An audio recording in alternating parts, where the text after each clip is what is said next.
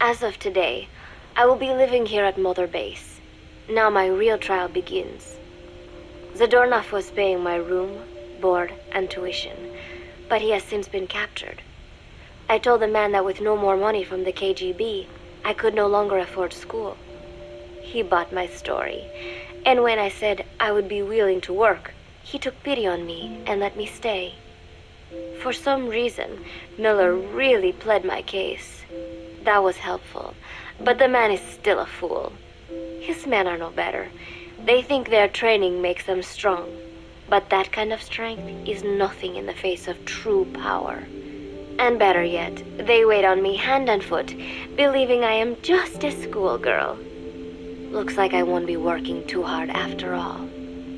Just today, while scouting out the living quarters, I saw a group of them in the corner of the deck making a fuss. Going over for a look, I saw they were feeding a kitten.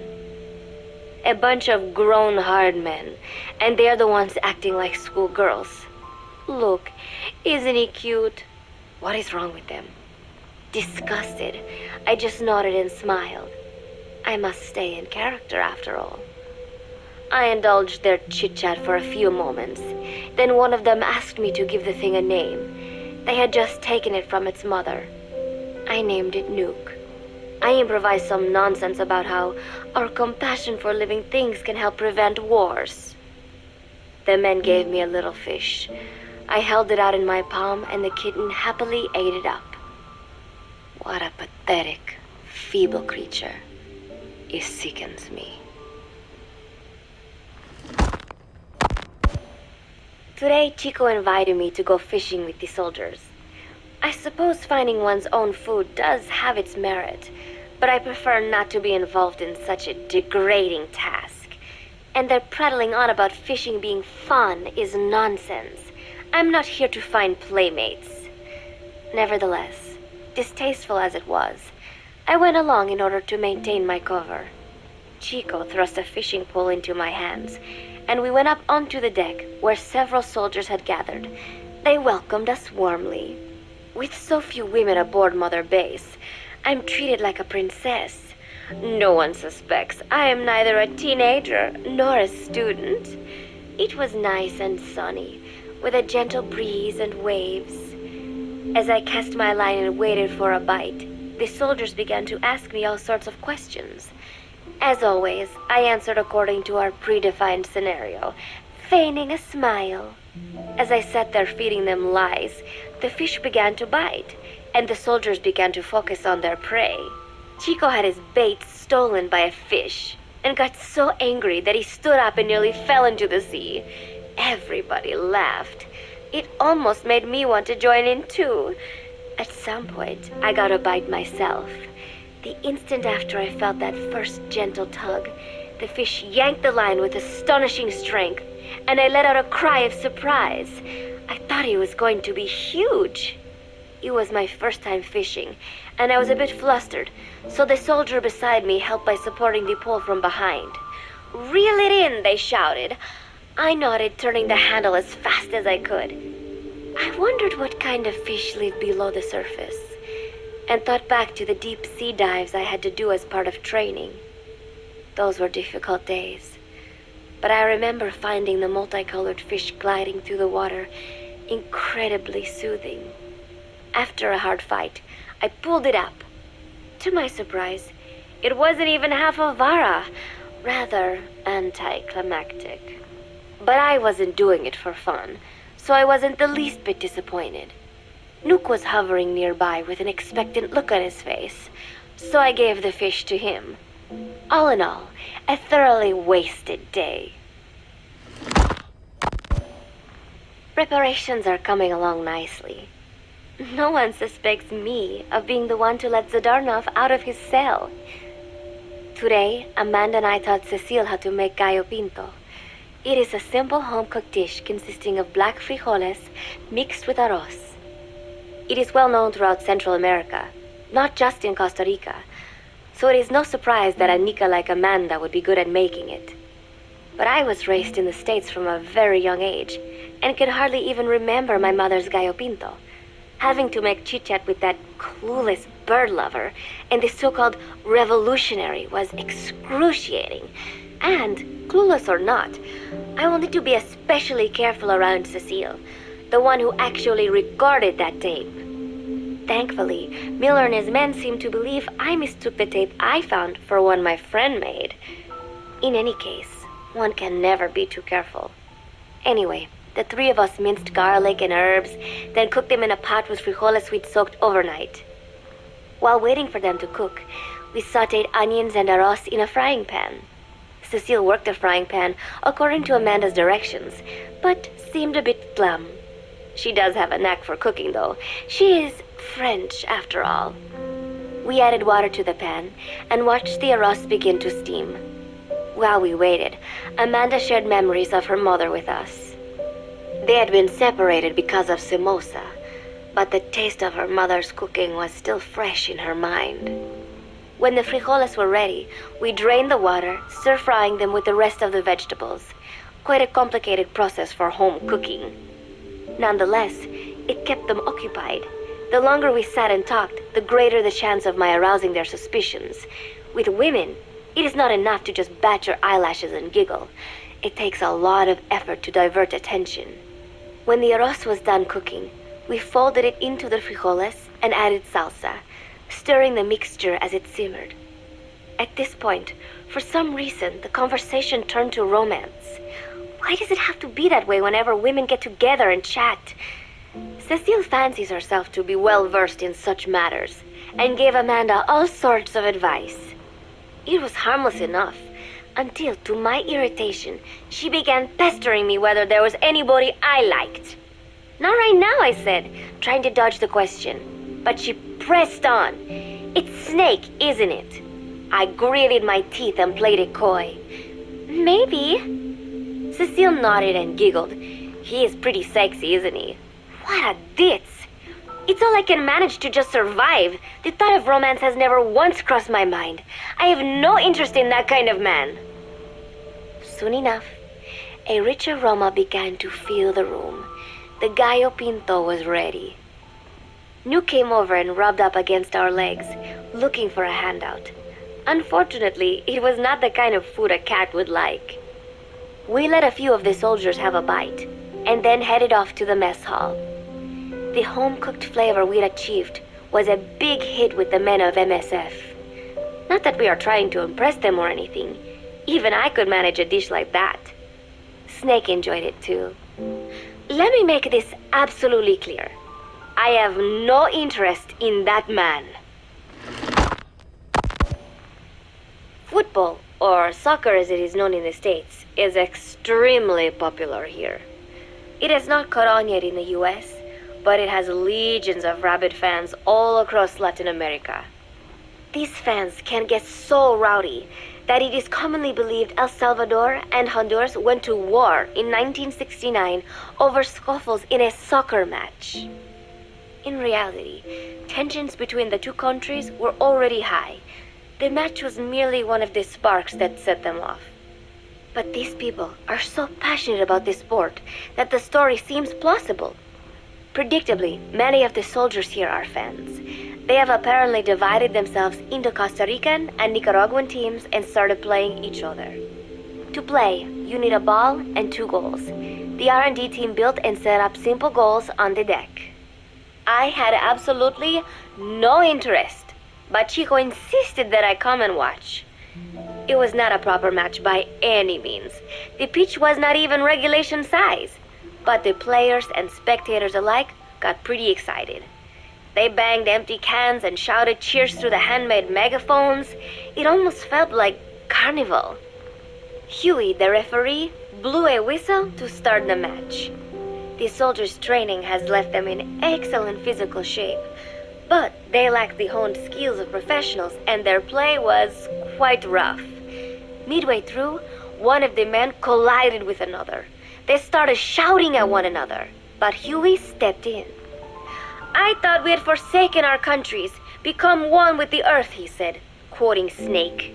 We're not competing for national pride here, and we are not fighting for the good of any one country. This is not a war. Soccer is a peaceful sport, am I right? The soldiers nodded. They know the pain of war, and they share Snake's vision. Perhaps that is why all this resonates with them. Team Costa Rica was down a man, and somehow I was picked to fill in. Costa Rica had the advantage up until that point. I suppose Huey wanted to keep it balanced. The soldiers agreed with Huey's call. Maybe the Costa Rican players felt an even matchup would be more fun too. I could not be bothered to run at first, but chasing the ball out there in the hot sun, I was soon drenched in sweat. Before long, I found myself actively seeking out the ball, partially out of desperation. I picked up a loose ball deep on the opponent's side of the field. Even though he's Nicaraguan, Chico cheered me on, yelling, "Go for it, shoot!" I launched the ball as hard as I could, only to have it blocked by the keeper. Disappointment only increased my determination. In the end, I didn't score a single goal, and Costa Rica gave up its lead. It was really close, though. We congratulated each other on a good match and sprawled out in the shade on the deck, exhausted. The ocean breeze felt so nice on my sun-soaked body. Nuke came over. It is one of his favorite spots, and stretched out next to me. And together, we watched fluffy white clouds drift lazily across the clear blue sky. It was lovely out today, so I decided to sun myself in a lounge chair up on the deck when Strangelove came up to me. Despite the heat, she was in her usual long sleeves and pants. I waved at her.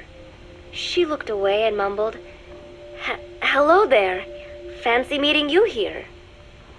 I asked if she needed anything, feeling her eyes creeping up and down my body like she was savoring it. Finally, she swallowed and said, "You have such beautiful skin." Bewildered, I shook my head and said, "No, not at all. I had heard rumors that she was a lesbian, but she couldn't be after me, could she?" She continued to stare and said, "No, it is beautiful, but you must not let yourself get so tanned." And then she took my hand in hers. "What is wrong with a little sun?" I asked, trying to cut the conversation short.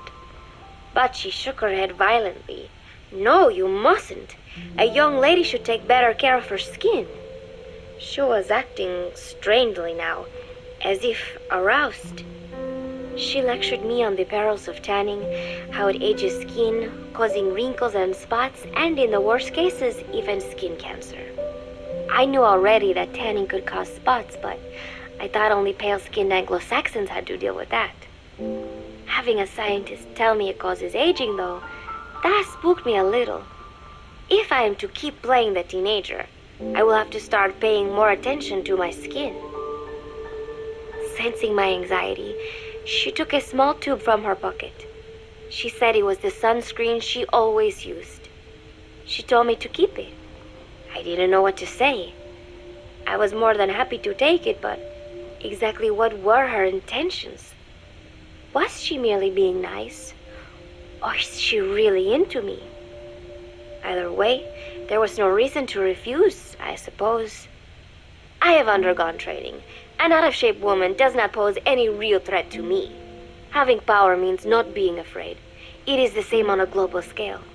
A country with nukes can dictate terms to a country without them. I thanked her and took the tube. Then she offered to put some on for me. She squirted some lotion onto her fingers and began rubbing it into my chest.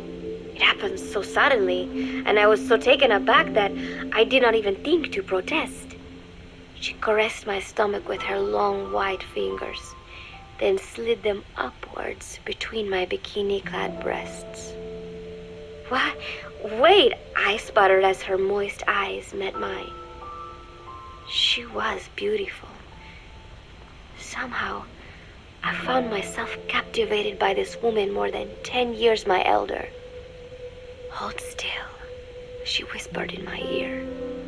I nodded silently, unable to refuse. My body went limp, motionless, as if in a trance. Gently, carefully, she rubbed the lotion all over my entire body. I shouldn't have enjoyed it, and yet I could not help myself. For a moment, I was spellbound. That woman is dangerous. I had better watch myself. Protecting one's health is an important part of any agent's job. But despite my best efforts, I have caught a cold. Now that I think about it, Mother Base's numbers are on the rise, with soldiers coming from all different places and backgrounds. It is no wonder then that sooner or later someone would bring in a virus. That said, what I have got is just a common cold. The medical team said I'd need a few days rest, so I've been restricted to my room and put on bed rest. I thought I'd gotten used to not having anyone around to relate to, but at times like these, being alone is just miserable. All I could do is lay there and stroke Nook's back, trying to take my mind off how bad I felt. Nook just sat there, not making a sound. But I did have visitors. Amanda and Chico, Huey, Cecile, Miller, and a few of the soldiers I've become relatively close to. Amanda made me a soup with herbs she said were good for a cold. Miller told me to take it easy. I will sing you a lullaby, he said, then broke out a guitar and sang some incomprehensible song in Japanese. I did not need to understand the lyrics to know he is an awful singer. Then he said, "You know what is good for a cold? Suppositories. Here, I'll show you." He began to take off his pants, so I threw my tissue box at him to make him go away. Then Strangelove showed up, saying she had some miracle Indian cure. "It has got eucalyptus extract," she said. "It works best if you rub it into your chest." And then she tried to take off my nightshirt. I whacked her with my pillow, and I got rid of her. Chico brought me a little flower in a cup.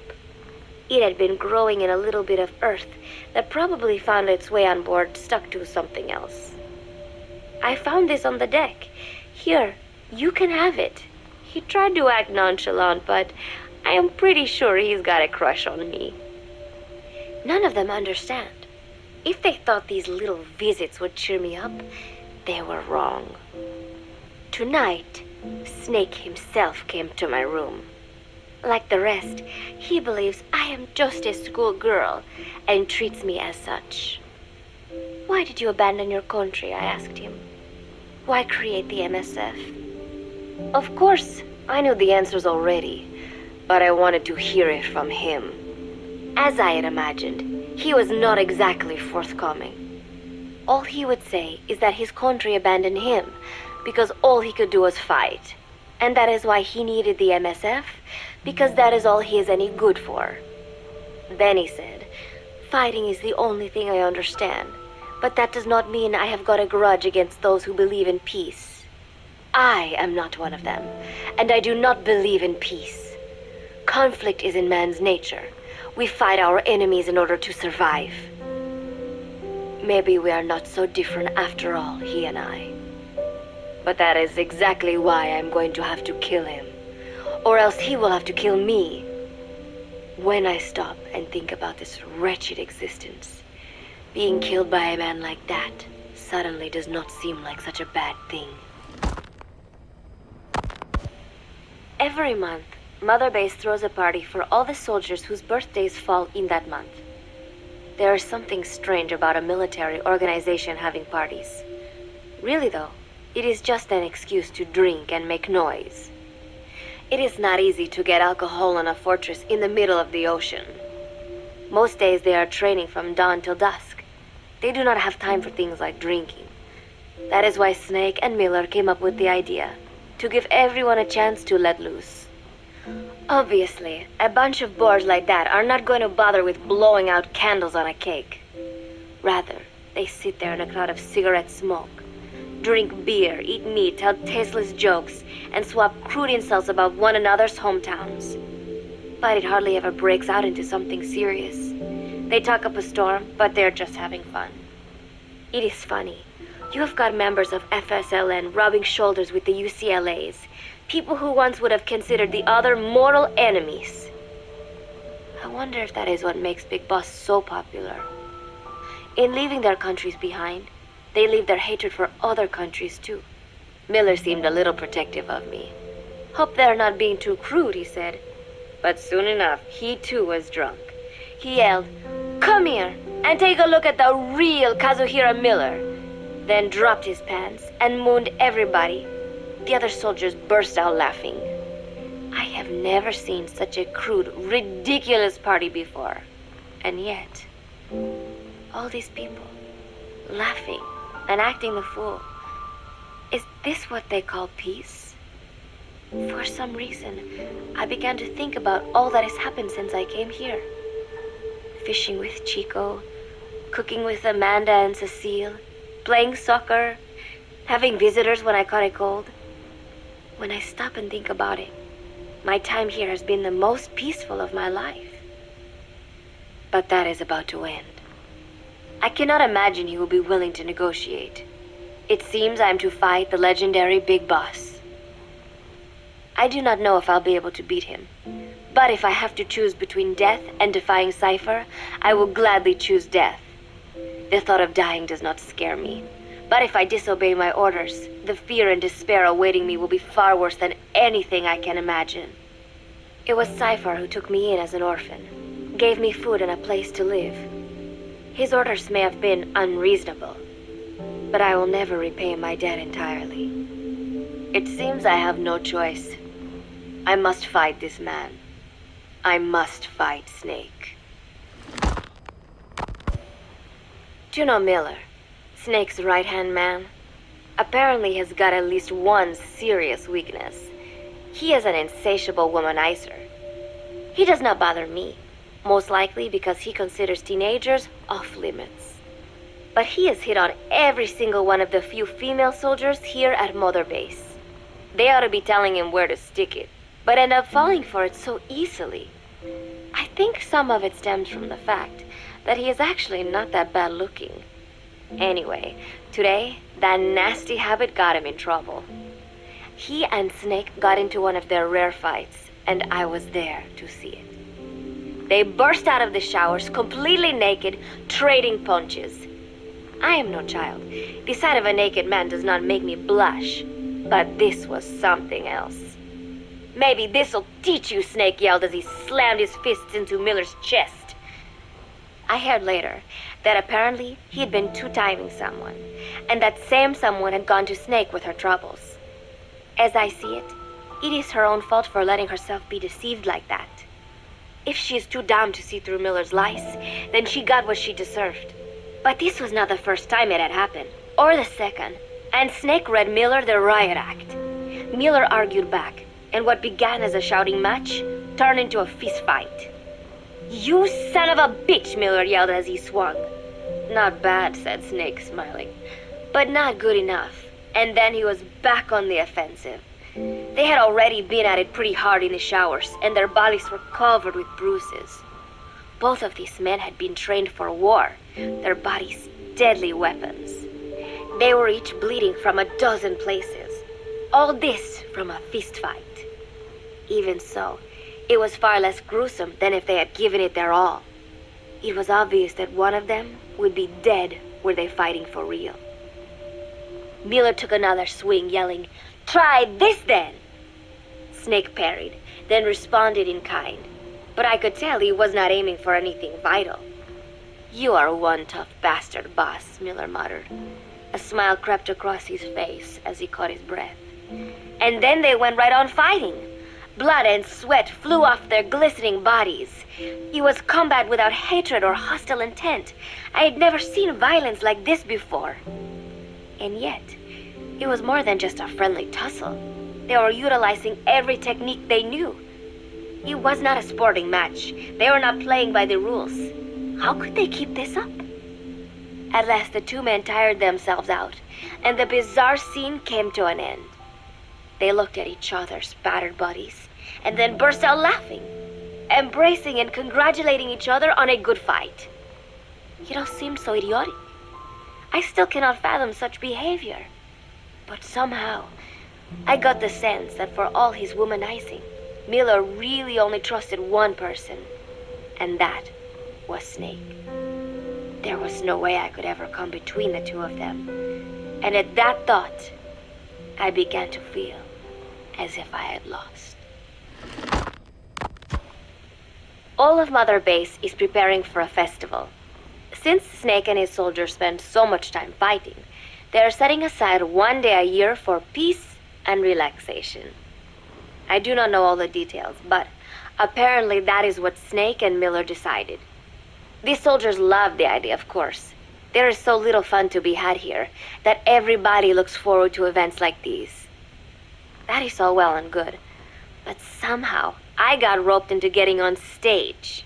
Come on, we even both have peace in our name, said Miller. And Zadarnov, that old Ruski's name, has something to do with peace too, right? Hey, as long as we are having a day of peace, we ought to get an act together. The Three-Piece Band. I thought he was joking. He then proceeded to share his idea without bothering to check with me.